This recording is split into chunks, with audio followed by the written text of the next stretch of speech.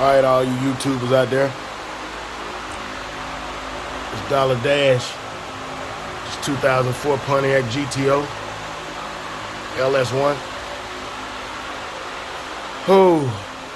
We got a tick, tick, tick, tick, tick, tick, tick lifter. Doesn't sound bad, but it's annoying. I've owned this car for about a month and a half now.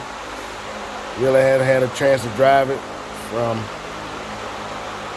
having low pressure issues, changing the oil pump, changed the sensor in the back here.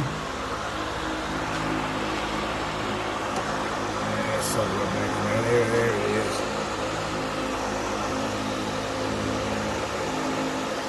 Yeah.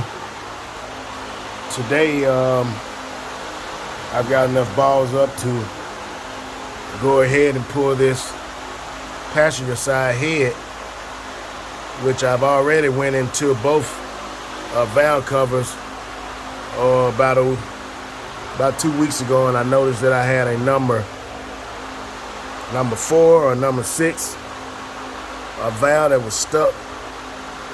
It had about a half an inch of movement between the valve spring, the top of the valve spring, and the rocker arm.